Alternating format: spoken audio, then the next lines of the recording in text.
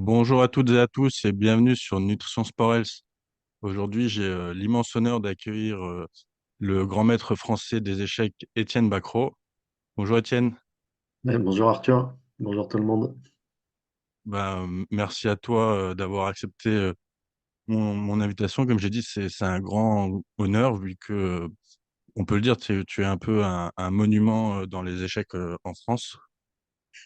Écoute, merci de m'avoir invité. On va voir, tu auras peut-être des réponses à certaines de mes questions, ça peut être utile aussi. C'est sûr. Donc, un bref rappel sur ta grande carrière, hein. Donc, à partir de 1997, ça commence à remonter. Tu as été nommé grand maître des échecs à seulement 14 ans et 2 mois, ce qui était à l'époque, il me semble, un record. Ouais, Je sais pas. ça va Tu au as, niveau des échecs, j'étais assez précoce. Ouais, j'ai gagné, j'étais champion du monde des moins de 10 et moins de 12 ans. Bah, un peu comme les jeunes Français maintenant, hein, ça va, tu t'es ça. présenté. Il y a aussi de l'avenir qui arrive. Et ouais, j'ai obtenu le titre de grand maître à 14 ans, donc je devais être quatrième ou cinquième grand maître français. Et Alors, là, j'étais dans le top 10. Bon, là, ça fait une dizaine d'années où je joue plus vraiment. J'étais dans le top 10 il y a une quinzaine d'années. Et après, j'ai plus ou moins, pas arrêté, mais bon, arrêté le très, très, très, très haut niveau, quoi, on va dire.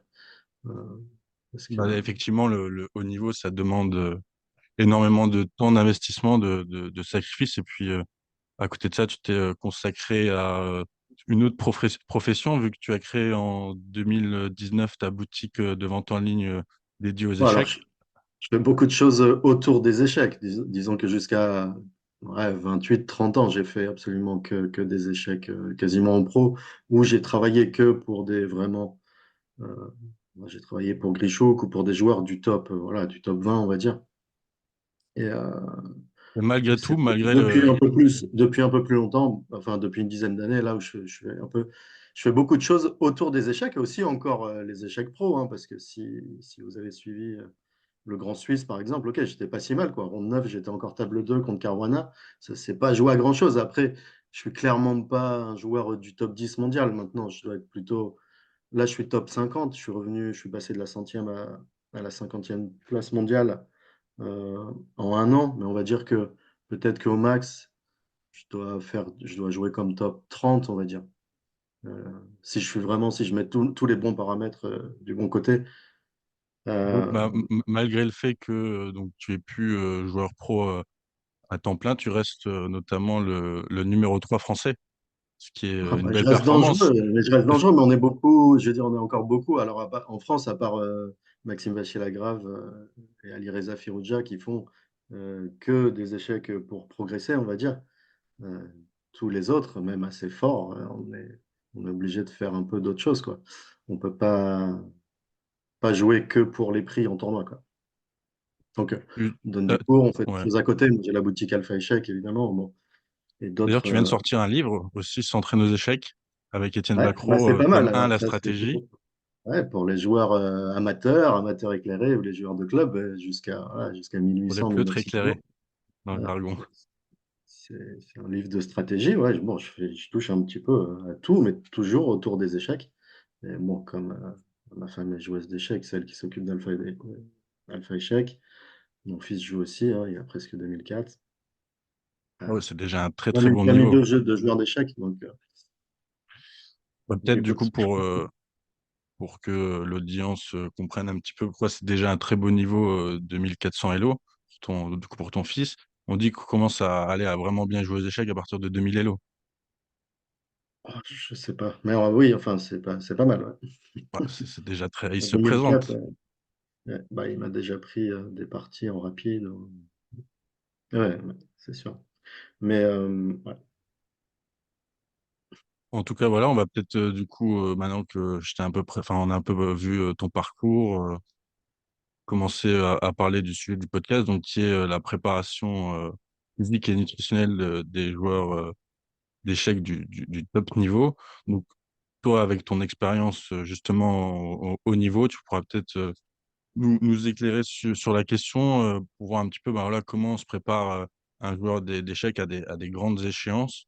Il faut aussi rappeler que tu as joué le tournoi des candidats en 2017, donc le tournoi le plus important qui qualifie à une place pour jouer le match contre le champion du monde. Ouais, non, ça, j'ai joué en 2006. Ah, ah, mon information était Après, j'ai joué erronée. les Grands Prix FIDE. J'ai joué les Grands Prix. Non, mais ok, oui, je joue à haut niveau, c'est pas le souci. Ouais, d'ailleurs, j'ai été 8 fois champion de France. C'est Euh, c'est vrai que j'ai oublié de le aussi, mentionner. ça fait part. Voilà, juste. Euh, Donc et ouais, bah, voilà, au niveau, bah, alors, on va dire jusqu'à 25 ans, ça change pas grand-chose, quoi, pour les échecs. On peut faire un peu tout ce qu'on veut. On a normalement assez d'énergie pendant les parties pour se préparer. Disons que moi, vraiment, les premières fois. Alors, bon, il faut quand même. Tous les joueurs sont assez quand même, sont en bonne condition quand même. On peut pas. T'as jamais vraiment de joueurs qui sont en très mauvaise condition où enfin, ça se voit pas. Par rapport à l'époque, il y avait quand même genre Alekhine ou Tal ou des joueurs qui jouaient vraiment en très mauvaise condition. Mais on peut voir que déjà, enfin, moi, toute ma carrière, il n'y a pas de mauvaises conditions physiques chez les joueurs de très haut niveau. Après, il y en a qui sont plus spécialisés, comme par exemple Carlsen, c'est quand même ouais, le- le meilleur joueur Carlsen au ou monde. Kasparov. Disons, c'est toujours, on va dire qu'il y a une trentaine d'années, on commençait le physique et la nutrition uniquement pour les championnats du monde, où là, c'était hyper important. Même dans les matchs, on sait que pendant les matchs de Karpov contre Korchnoi, par exemple, il y a- ils avaient leur cuisinier et puis ils avaient des techniques enfin, que ce soit pour dormir ou ils avaient tout. Mais ça restait que pour ces gros tournois.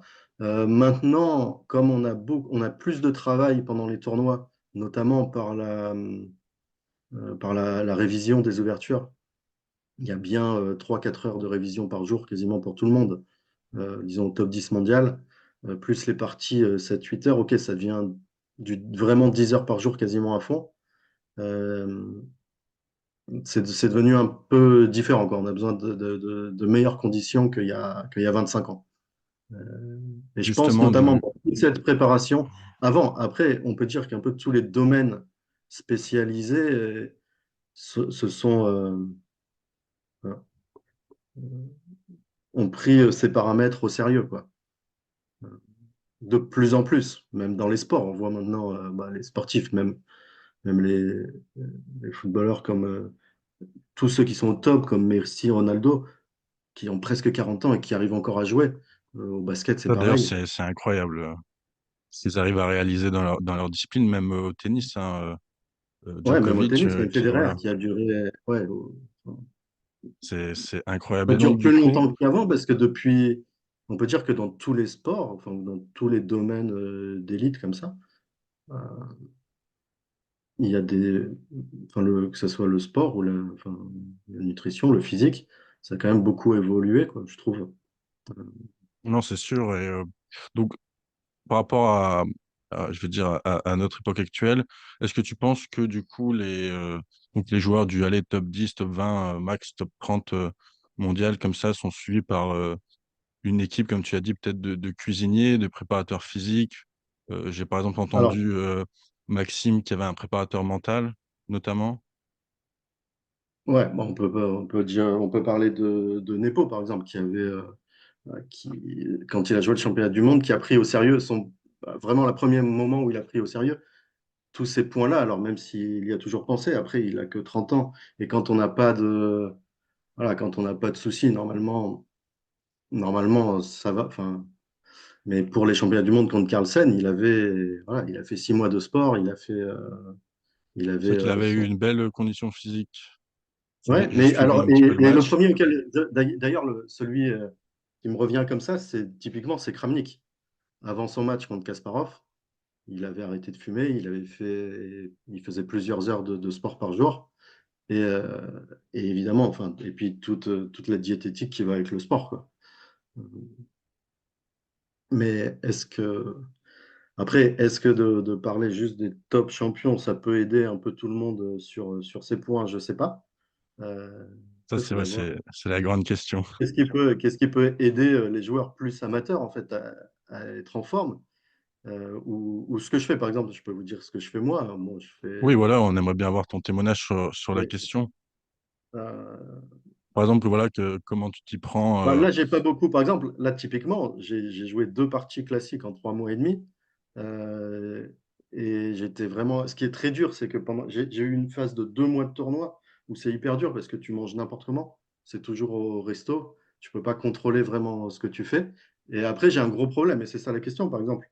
Comment on fait le soir si, ok, si on veut manger pas trop et pas avoir peur d'avoir une fringale et, et Pendant de les pas parties, dormir ouais. Donc, après, quoi. Et qu'est-ce qu'il comme, faudrait avoir le soir pour, en cas de fringale, pouvoir avoir quelque chose pour dormir? ouais, ça, c'est sûr, c'est pas facile Ça, parce c'est que donc compliqué. moi, je suis joueur amateur d'échecs au Lille Métropole Chess. Et donc, j'ai commencé aussi les compétitions depuis cette année. J'ai réalisé ma première compétition de partie classique à Béthune. Et c'est vrai que c'était tout un programme. Bon, du coup, comme je suis quand même diététicien, j'ai écouté les personnes qui m'ont accompagné pour ce tournoi et donc je leur faisais à manger. Mais c'est vrai que c'est pas toujours facile de bien se nourrir entre les jours de ronde, hein. Et c'est vrai que c'est une grande question même pour bah, que ce soit des élites jusqu'aux amateurs. C'est vrai que c'est pas facile toujours à mettre en place, en tout Bah, cas, une bonne alimentation pendant les tournois. parce que ok, faut avoir l'énergie pendant les parties. Et ça à Tout à tout fait. niveau de toute façon. Donc, il faut bien dormir. Et les tournois, c'est toujours une source de stress, évidemment, et c'est normal. Parce que si c'était pas une source de stress, ça serait pas, Ouais, ce on serait pas une pourrait pas faire compétition. le mieux possible. Oui, non, mais Tout à fait. on pourrait pas enfin, jouer au maximum de nos capacités. Euh, Mais donc, par exemple, toi, bien. pendant tes tournois, euh, pendant tes parties, est-ce que ça t'arrive de prendre des collations pour tenir? Parce Non, que alors, donc, il faut rappeler qu'une partie classique, ça peut durer jusqu'à 6 7 heures de jeu. ouais, alors on Euh, va prendre pour un tournoi normal, et ça, c'est un conseil pour tout le monde. C'est que moi, pour un tournoi en cadence classique, donc on a une partie de 6 7 heures. Bon, moi, en général, je prends pas de petit-déj, mais ça, c'est pas ouais, un c'est peut-être pas problème. forcément. Ok. Bah, en tout cas, pour un rythme de tournoi, c'est clairement bon parce qu'on va dire si on a une partie à 15 heures, moi, ce que je déconseille, d'ailleurs, c'est pas ce que je déconseille, mais à mon avis, il faut pas digérer pendant les parties parce que sinon, enfin, tu peux pas te concentrer. Donc, il faut manger au moins 2 heures et demie avant la partie. C'est ça, ouais. J'avais donc, comme je t'ai dit en off, en fait, j'avais essayé un peu de regarder les recommandations officielles pour les joueurs d'échecs. Donc, j'en ai pas trouvé. Mais donc, j'ai trouvé quelques sources quand même, notamment un diaporama de la Fédération française d'échecs qui parlait un peu de nutrition, santé, etc. Et donc, il préconisait d'essayer de manger 2h30 à 3 heures avant le début de la ronde. Voilà ce que Ouais, j'ai bon, je trouvé fais à pas ce un truc, sujet-là. c'est sur mon expérience personnelle. C'est qu'il faut pas, même enfin, parce qu'il faut être vraiment au top pendant ces 4 5 heures. Et si tu digères pendant la partie, tu as moins d'énergie, forcément. Donc, pour Tout à moi, fait. c'est Donc, deux quand heures on et demie. digère, Donc, si je joue, par exemple, si je joue un tournoi à 14 heures, je vais toujours manger à 11h30. Ou à midi, ça sera vraiment le grand max si j'ai vraiment pas le choix, quoi. Mais c'est vraiment une problématique pour les tournois. bah, de toute façon, ça Pour... c'est parfait parce que tu auras justement le temps d'avoir assimilé les nutriments pour pouvoir les utiliser pendant la partie sans justement avoir cet effet fatigue de la digestion. Donc, je pense que c'est Ouais. une bonne chose à conseiller de vraiment augmenter le temps entre le repas et la ronde un maximum. Euh, Ouais. Et j'avais mais un par contre, conseil, c'était même pas un conseil, c'était une obligation de mon premier entraîneur, c'est Éric Priet. J'allais en tournoi avec lui, il disait jamais de dessert le midi, c'est impossible. Notamment pour ça, il avait raison. Après, entre 10 et 20 ans, au final, ça change pas grand-chose. après, Mais en après, ça a dessert, un on peut impact. trouver des fruits aussi, hein. On n'est pas obligé de manger des Non, mais bien glaces ou sûr, non, mais au point de vue non, mais bien sûr, non, mais, ouais. Parce euh, que justement, j'avais vu que apparemment, donc c'est comme tu l'as dit une source de stress énorme les parties d'échecs ou en tout cas en compétition Et donc, on avait notamment, enfin, chez les joueurs d'échecs, il a été constaté une augmentation du rythme cardiaque, surtout dans les premières minutes et même les premières heures de la partie, plus le fait que le cerveau est un des organes les plus consommateurs d'énergie. Et au final, en fait, les joueurs d'échecs pouvaient dépenser énormément en fait de calories sur un jour de match. Ça pouvait Moi, je quasiment être suis pas deux fois sûr. plus. Je suis pas sûr. Bah, j'avais vu passer donc quelques Ouais, bon, papiers après, sur il y a pas ça. mal de trucs qui sont écrits qui sont pas. Enfin, bon, faut Oui, non, pas. bien sûr. Bah là, c'était une source scientifique tout de même. Mais que Ouais, voilà, ça mais brûlait ça peut être énormément de scientifique, ok. calories. Oui, mais d'accord, ça peut être scientifique, mais ok, qui a jamais étudié? Personne n'a jamais étudié un top 10 mondial. Euh, c'est J'avais dur à vu dire. quelques sources, je te les enverrai en privé si Après, tu veux. après, il y a des.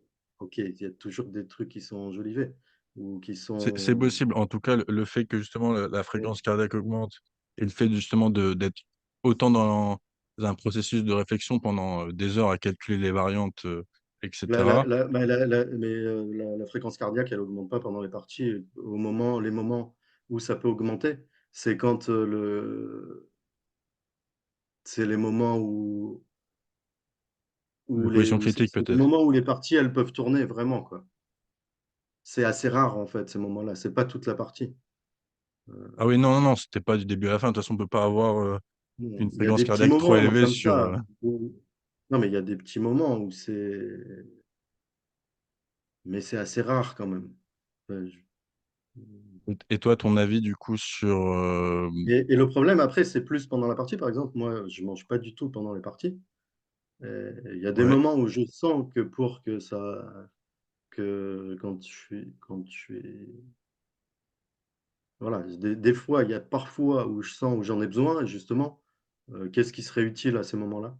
Je sais pas si ça, c'est peut-être, Ça peut être moi, intéressant. Donc, j'ai un peu essayé de trouver des petites astuces. Donc, ben, comment je veux dire, il faut pas essayer tout ce qui est fruits secs, qui contient pas mal de sucre et qui peut être enfin, qui est facilement digeste. Les ouais. fruits comme les bananes bien sucrées, les raisins, euh, Et les pas trop de bananes, ça noix. vient pas. Pour moi, je trouve que ça vient pas assez. Après, les Après, fruits secs, voilà. je sais pas. Bah, je pense que Maxime, il en prenait pas mal des fruits secs pendant la partie. Moi, je prends un petit peu de sucre de temps en temps, mais sinon, ça se résume à l'eau plate et c'est tout. Après, je sais que ça se voit. Il y a beaucoup de joueurs qui ont des préparations à base dans leur boisson, en fait. Ouais, donc des boissons d'effort, on appelle ça dans le jargon. Donc, c'est des boissons Ouais, qui sont enrichies avec notamment du sucre. Après, je sais pas s'ils mettent d'autres choses dedans, mais ouais. souvent, Je voilà, il sais- y a un minimum du sucre dans ce genre de boisson. Euh, ouais. je savais pas que certains joueurs d'échecs en utilisaient, mais je pense que Ouais, ça typiquement peut Magnus, vraiment hein. être utile. Typiquement Magnus, hein, ça se voit. Enfin, Magnus. attends, c'est le plus sérieux de toute façon sur tous les points, hein, Magnus, hein. Mais je pense que Il n'est pas c'est champion du surtout monde depuis 15 ans pour rien. Enfin, au numéro un mondial pour rien depuis tant de temps. Mais après, c'est pas le seul à arriver avec des boissons préparées. Euh, D'ailleurs, je pense qu'il en faudrait pour plusieurs moments de la partie. Mais après, je sais pas ouais, s'il y a des choses simples. Est-ce que de prendre un petit peu de sucre juste pendant la partie, juste du bah sucre blanc, donc est-ce que c'est du mauvais sucre, ou ouais, pas? je pense que ça peut être que bénéfique. Après, je pense que c'est quand même mieux de manger des aliments que juste du sucre blanc ou alors sous forme peut-être comme ils font de boissons. En tout cas, il faut un truc qui soit rapide à ingérer, pas trop lourd pour la digestion et qui Ouais. puisse bah, être vite utilisable par le cerveau Mhm. Après, pour, j'avais un peu de chocolat faciliter. noir aussi de temps en temps, mais en fait, je viens toujours avec un petit truc, mais j'utilise quasiment jamais, quoi. Et je pense que je pourrais En tout cas, moi, m'améliorer un petit peu je à ce pense point-là. que Donc le de mon sucre, point ça de passe. vue, de mon point de vue, il faudrait conseiller quand même, je pense, aux joueurs, en tout cas en compétition, l'utilisation à minima d'une collation et de l'eau, parce qu'il faut quand même penser à bien Non, mais s'hydrater, parce l'eau, que, ok, l'eau, c'est obligatoire. L'eau ou le ah non, c'est thé. clair, parce Après, qu'en c'est plus, chacun doit prendre ce ouais, ce qui qui, lui convient. ce qui lui convient, parce qu'il y a des choses qui vont pas convenir. Voilà. Et le problème en tournoi, ouais, le problème, c'est voilà, quand on va au resto, ouais, quand on est au resto et le soir à l'hôtel.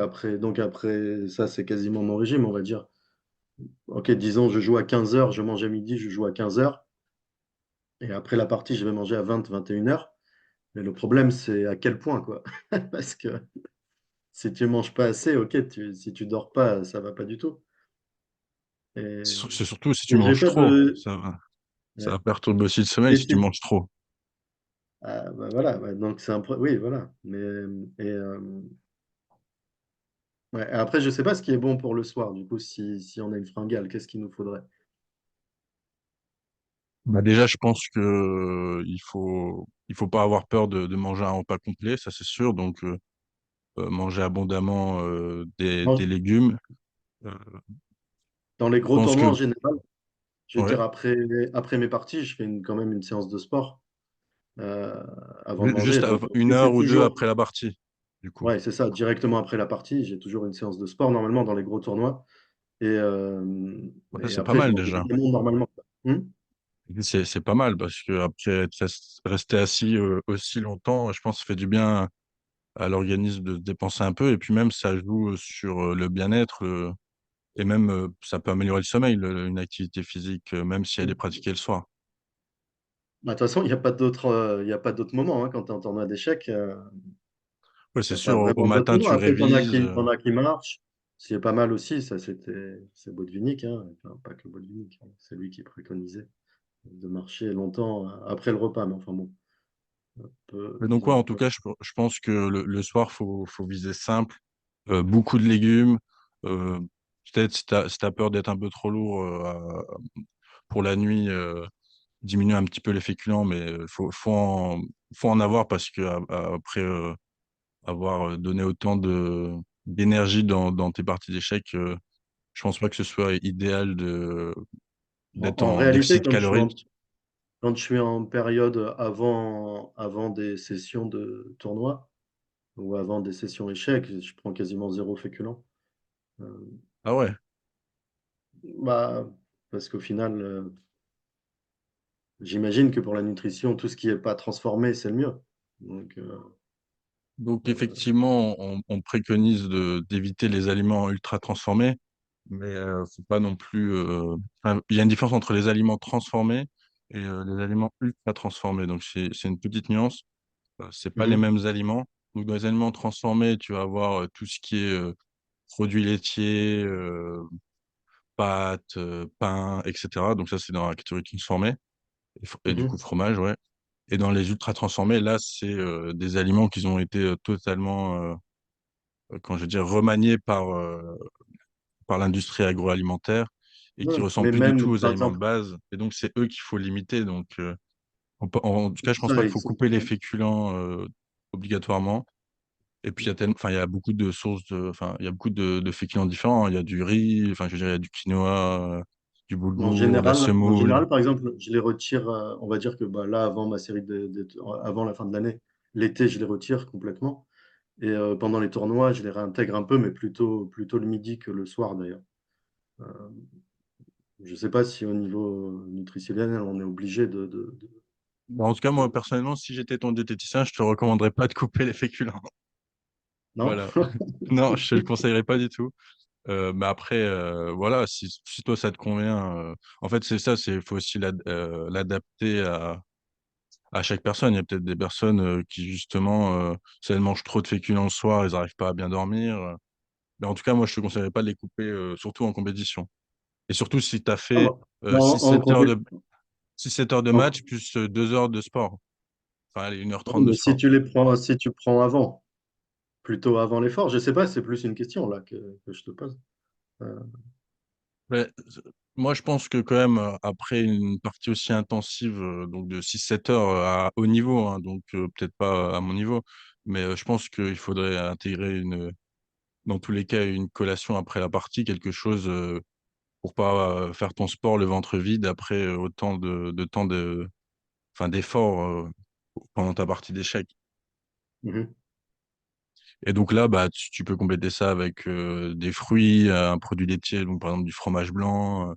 flocons d'avoine, des noix, des fruits Non, secs. Ça, ça, j'ai jamais. c'est un Ouais. peu le goûter classique des gomuscu, mais je pense en tout cas qu'après une partie de 6-7 heures, ouais, enchaîner tout de suite à jeun, entre guillemets à jeun, puisque tu as mangé Après, c'est des vers séances midi. tranquilles. C'est quand même des séances assez tranquilles de sport après, hein. On n'est pas, Ah ouais, donc ouais, t'es pas on dans va se le faire go trop muscu mal pendant pur. les tournois quand même. Eh Ouais, oui, bah, j'imagine. c'est pas la même chose quand on peut penser qu'à ça. Mais En pour tournoi où revenir du c'est coup pas aux boissons, l'objectif principal. Mm. pour revenir un peu aux boissons, donc voilà, je voulais un peu avoir ton avis sur, allez, comment je vais dire ça, la gestion de boissons caféinées pendant les tournois. Que souvent, en tout cas au niveau amateur, on a des petits stands où on peut boire du café, du thé, et même enfin Ouais. parfois les participants ramènent eux-mêmes leur soda caféiné. Toi, qu'est-ce que Bah, tu penses en fait de pendant, la caféine dans les compétitions d'échecs? Est-ce que tu trouves que c'est un peu tricky, que ça reste un stimulant de la ouais, mais concentration? après, moi, justement, enfin, pendant les parties, ça marche pas très bien. Donc, c'est pour ça que je suis repassé que à l'eau. Donc, je bois du café hein, le matin. Ouais, donc ok. Pas Mais non pas plus en pendant quantité, les mais pas parties. pendant les parties, parce qu'en fait, pas parce que j'aime pas ou pas, mais en général, quand je vais prendre, que ce soit du café ou du thé pendant la partie, je peux avoir un coup de moins bien pendant. Je sais pas pourquoi d'ailleurs, mais Bah ça, c'est très individuel, hein, les effets de la caféine sur les sportifs. Il y en a qui la tolèrent très bien et d'autres qui la tolèrent pas du tout. Par exemple, il y en a qui vont avoir directement les effets secondaires, comme par exemple devoir aller aux toilettes pendant la partie ou justement, au lieu de les concentrer, ça les rend plutôt anxieux mhm, au lieu de plutôt stimuler leur concentration. Mais en tout cas, je sais que par l'agence antidopage mondiale, la caféine est dans les substances surveillées. Et à partir d'un certain dosage, ça peut être considéré dans certains sports comme dopant. ouais. Du coup, je voulais savoir si tu sais la position de la FIDE sur ce point-là. Si, Ah je oui, sais pas, par exemple, il y tu a as un des- contrôle il y a les mêmes, antidopage. il y a absolument les mêmes contrôles antidopage que dans n'importe quel sport. Donc ça change rien. Après, Ce que pour je veux être dire, ils positif contrôlent en pas pendant les caféine, parties. à mon avis, c'est plus en mode complément ou en mode ou en mais en En surdosage. intraveineuse. C'est ça, mais en surdosage de boire des espressos, je pense pas. Ou sinon, il faudrait vraiment en boire un tous les 10 minutes, quoi. Euh, Après, ça peut vite monter, hein, parce que sur 6-7 heures, mais je sais pas, si tu bois 4-5 cafés, tu as quand même une belle dose de ouais, mais caféine. tu peux pas être positif après 4-5 cafés. Euh, Ah, j'espère. Je sais que je crois que c'est... En tout cas, la dose recommandée de pas dépasser, c'est 400 milligrammes par jour. Donc c'est vrai que ça fait déjà pas mal de tasses de café. Euh, mhm. mais ouais, donc j'étais quand même curieux de savoir un petit peu voilà, la position de la FIT sur la caféine. Et Bah, sur le dopage, c'est comme j'imagine les qu'il y a autres, d'autres voilà, il y a c'est comme d'autres les autres sports. substances Il y a qui sont... je vais te dire mon dernier contrôle antidopage, c'était à la Coupe du Monde 2021.